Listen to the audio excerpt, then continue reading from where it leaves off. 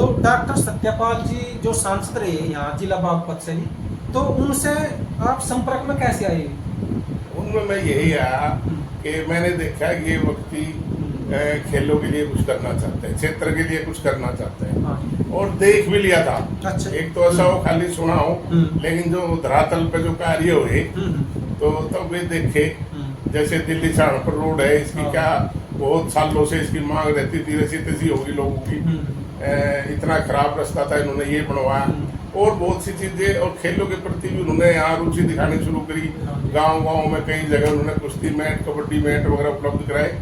तो मुझे लगा ये व्यक्ति इसमें एक तो दो खूबी, एक तो क्षेत्र से प्यार भी करता है और एक खेलों को भी प्यार करता है, खेल खिलाड़ियों को भी। तो मुझे लगा कि क्यों नहीं इनका योगदान देना चाहिए मुझे, तो इसलिए मैं फिर उनके साथ जुड़ गया। अच्छा, एक चीज और जी, जैसा आपने लोकदल छोड़ी तो क्या पार्टी ने आपको रोकने का प्रयास किया या नहीं कर पाई? नहीं, करते हैं।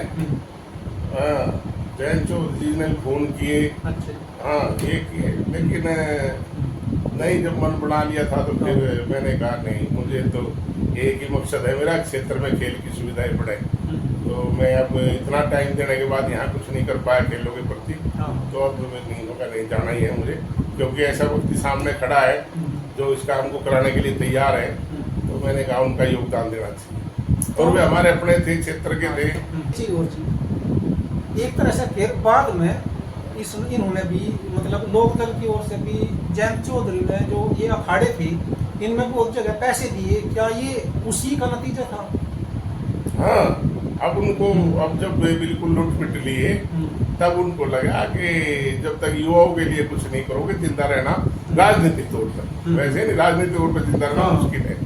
तब ये भावना से उनकी जगी है। लेकिन मुझे तो लगता है अभी बात ही बात कर रहे हैं। अब एक बात, तो सांसद थे जब तो कहते थे भाई, जैसे पड़ोस के लिए उन्होंने कहा कि मैं पड़ोस में जाट कॉलेज में ये पढ़ाना चाहता हूँ, पुरानी चीज पढ़ाना चाहता हूँ, लेकिन सरकार नहीं पढ़े। अब तो खुद सरकार में मंत्री है, तो अब गाँव-गाँव में उनको अखाड़े और कबड्डी की ये सुविधाएं जो ग्रामीण खेल है उनकी देनी चाहिए। और यहाँ बड़ौत में एक बहुत बड़ा अंतर्राष्ट्रीय स्तर का एक, जैसे अपने बालगढ़ में पढ़ रहा है, ऐसा एक साई सेंटर यहाँ बनाना चाहिए, तो जिससे यहाँ एक आदर्श स्थापित हो क्षेत्र में, खिलाड़ी उसको देख देख के आगे बढ़े। ये होना चाहिए, खाली बात करने से क्या होता है। सतपाल जी का खेलों को लेकर के डॉक्टर साहब का एक तरह से बहुत ही अलग वो दिखा लगाव, और उन्होंने एक तरह से ज्यादातर अखाड़ों में मैट दिए, बहुत जगह मैट दिए। तो क्या अब इसके लिए उन्हें पहले ही आगाह कर चुके थे कि ये समस्या है इनके सामने, इसको पूरी करना ही होगा? नहीं, उनकी इच्छा भी थी। अच्छा।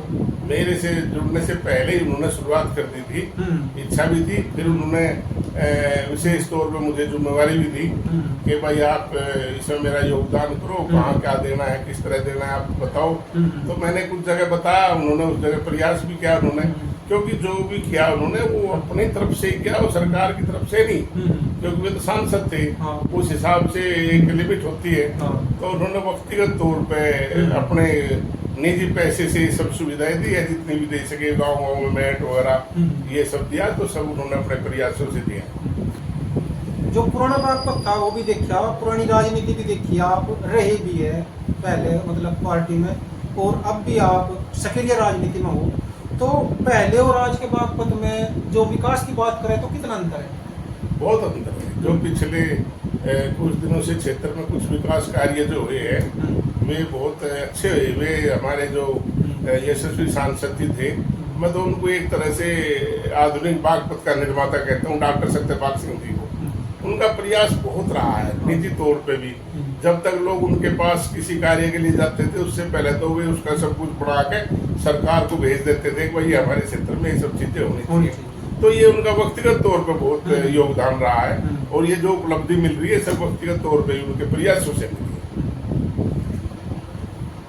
जब उन्होंने देखो इतना कार्य किया है, एक तरह से बदलाव किया है, लेकिन एक तरह से फिर उनका जैसा यहाँ से टिकट काट दिया गया, तो इसको किस वजह से आप देखते हैं?